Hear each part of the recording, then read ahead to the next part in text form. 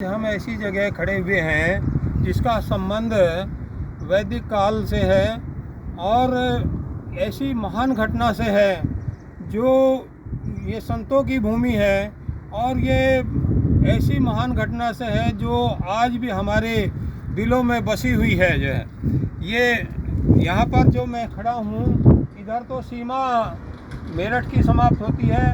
मेरठ यहाँ से 25 किलोमीटर की दूरी पर है और इधर बागपत को ये रोड जाती है। इधर बागपत ज़िला है, यहाँ से ही प्रारंभ होता है। बागपत यहाँ से 35 किलोमीटर है। ये हिंडन नदी दोनों ज़िलों को जोड़ती है आपस में और यहाँ दोनों की सीमाएं समाप्त हो जाती हैं।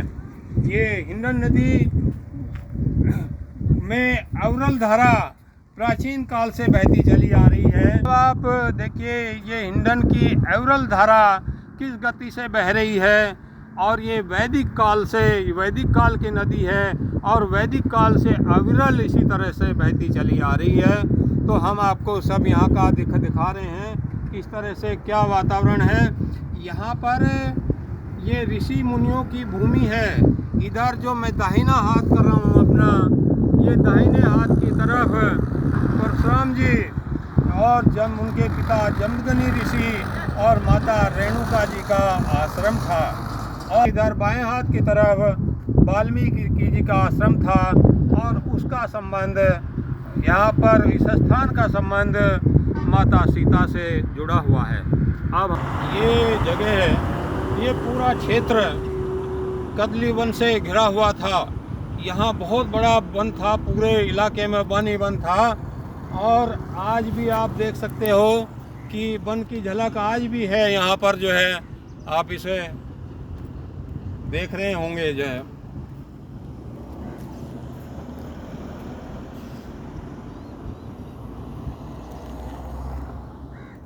हम यही वन को दिखाते हुए चल रहे हैं। ये बहुत बड़ा यहाँ पर आज भी वन है।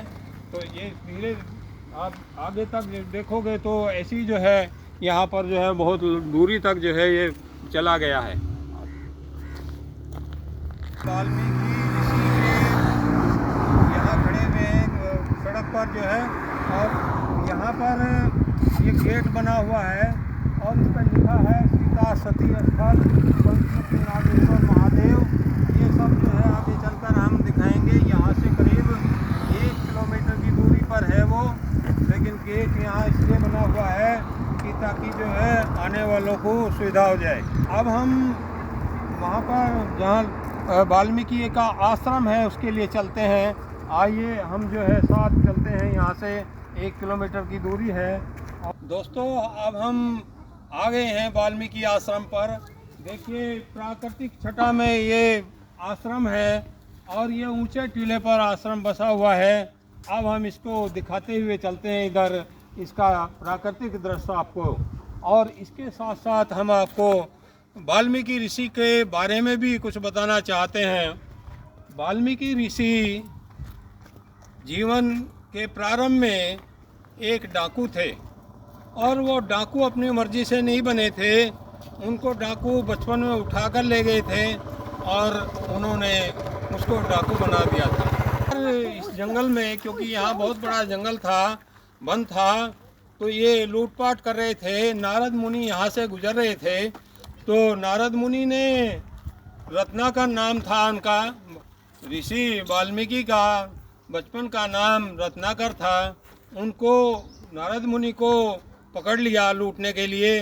उन्होंने कहा भाई मुझे तो आप बंद कर जाओ, मुझे बांध के चले जाओ पेट से और अपने घर वालों को से पूछ कहो कि जो तुम अपराध करते हो क्या तुम उसके भागीदार तुम्हारा परिवार भी होगा? तुम परिवार के लिए लूटपाट कर रहे हो, क्या वो भी इस पाप में भागीदार होंगे? वो इनको बांध कर पेट से चले गए और जब घर जाकर पूछा कि क्या जो मैं अपराध कर रहा हूँ तुम भी भागीदार होगे? उन्होंने कहा कि हम क्यों होंगे भाई, तुम अपराध कर रहे हो तो तुम ही भागीदार होगे। तो उनको ज्ञान हो गया। वो आकर नारद मुनि के पैर पकड़ लिए और कहा महाराज वो तो अपराधी मैं ही हूँगा, तो आप मुझे क्षमा कर दो और मुझे जो है ऐसा उपाय बताओ ताकि मेरी मुक्ति हो जाए। उन्होंने राम नाम का जप करो, उससे तुम्हारी मुक्ति हो जाएगी। तो तब से वो संत हो गए और इतना बड़े संत हुए कि उन्होंने जो है एक घटना और उनके जीवन में हुई। एक बहेलिये ने एक कोंच के जोड़े को मार दिया था, तो उन्हें बड़ा दुख हुआ। तो देखकर जो है उनके मुख से बड़ी करुणामयी जो है आवाज़ निकली, और वो जो है इसके बाद जो है उन्होंने वो पहली रचना उनकी वहाँ से शुरू हुई, और उन्होंने रामायण जैसे ग्रंथ की रचना की, और जो राम का चरित्र जो है वर्णन करता है। दोस्तों, अब हम आश्रम के मुख्य गेट पे आ गए हैं, और इधर जो है सर्वोदय संस्कृत आश्रम है, और इधर जो है महर्षि वाल्मीकि आश्रम का मुख्य गेट है। अब इसमें हम अंदर चलते हैं। आइए दिखाते हुए चलते हैं तुम्हें मंदिर को। ये इधर प्राकृतिक छटा है और इधर ये मंदिर है।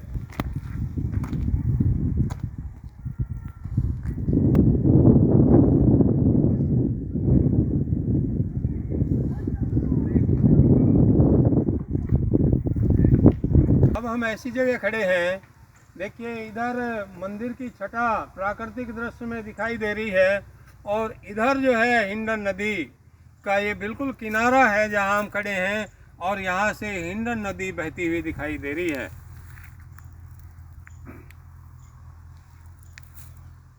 जितने भी आश्रम हुआ करते थे वो ज़्यादातर नदियों के किनारे ही होते थे, लेकिन ये इतनी पवित्र जगह है कि इतने महान ऋषि की तपोभूमि है कि जिसका वर्णन नहीं किया जा सकता। दोस्तों, अब हम मंदिर के दूसरे द्वार पर खड़े हुए हैं। अब हम मंदिर के अंदर ले चलते हैं आपको। आइए जो है मंदिर को अंदर से दिखाते हैं।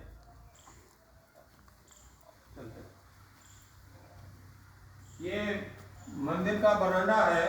अब हम बरामदे में चल रहे हैं और आगे अभी तुम्हें मंदिर का नज़ारा पूरा दिखाएंगे। देखिए ये पूरा मंदिर का नज़ारा है, कितना अच्छा मंदिर है ये।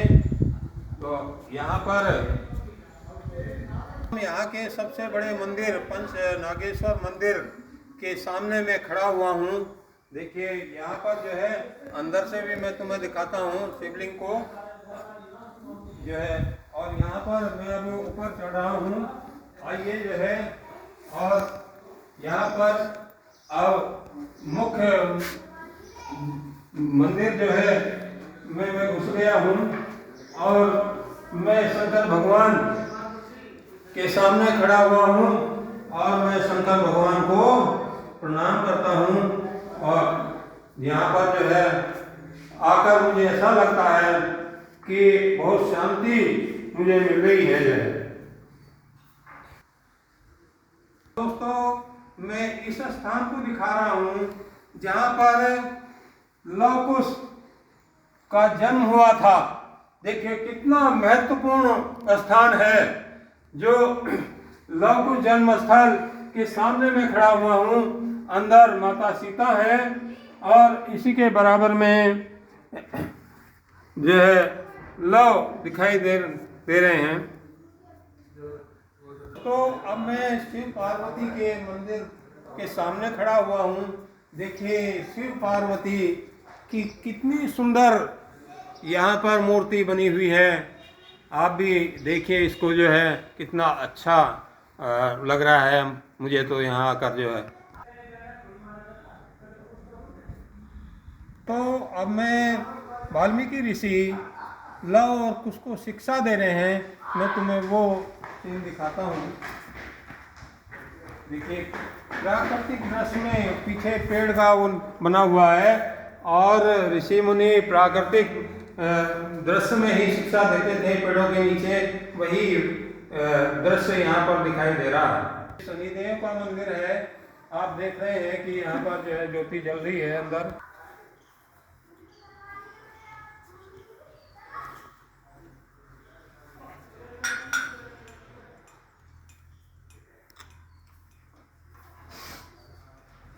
ऐसी जगह को दिखाना चाहता हूँ जिसका बड़ा महत्वपूर्ण स्थान है ये। यहाँ पर जो है अब मैं नीचे उतर रहा हूँ और अभी दिखाऊंगा तुम्हें जो है माता सीता का सती स्थल है। तो यहाँ पर जो है देखिए कितनी, ये यहाँ पर जब रहती थी तो यहाँ पर सती स्थल का निर्माण वहीं पर किया हुआ है। आप भी जो है दर्शन करके इस जगह का से लाभान्वित। ऋषि मुनियों का जीवन यज्ञ पर निर्भर था और यज्ञ का बड़ा महत्व था, इसलिए ये यज्ञशाला है।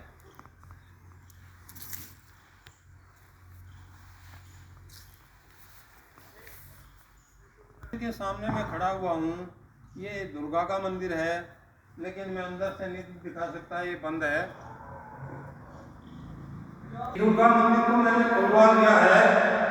आप देखिए कितना भव्य है, कितना सुंदर जो है मंदिर है और कितनी चमत्कारी मूर्ति दुर्गा माता की है। मैं इसे इन्हें हाथ जोड़कर प्रणाम करता हूँ।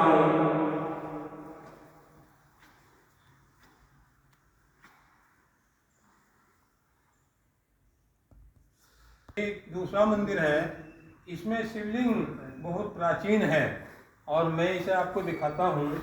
अंदर मैं इसे ले चलता हूँ। देखिए शिवलिंग में जगह जगह गड्ढे बन गए हैं और ये बहुत ही प्राचीन शिवलिंग दिखाई देता है। आप भी इसे देख लीजिए, चारों तरफ जो है इसमें गड्ढे बन गए हैं और इसका रंग भी जो है बदल गया है। जहाँ मैं खड़ा हुआ हूँ यहाँ राधा कृष्ण जी का मंदिर है। आप भी जो है अवलोकन कर लीजिए। यहाँ पर आप देखिए कितनी मनोहारी मूर्तियाँ हैं दोनों।